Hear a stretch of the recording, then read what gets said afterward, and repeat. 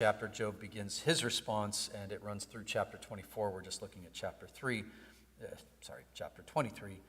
this evening. So we'll just dive into it. I have a couple of extended comments in a few places, but let's begin. Job chapter 23.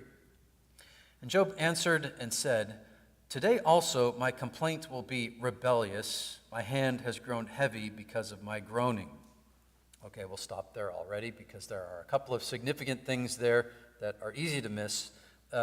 First of all, the word rebellious there, it's often wrongly translated as bitter. My complaint is bitter.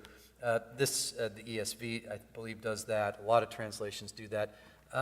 This is not the word for grief or bitterness of soul. It's a word for rebellion. It sounds a little bit similar. It's not identical, but it sounds a little similar to the word for bitterness. And that's why translators, they just assume that Job, he couldn't have meant rebellious here. And so he must have meant bitter. I think we should not try to second guess the narrator or the Spirit of God. Little tip for you there. So we just need to understand it as rebellious and try to figure out what does it mean here.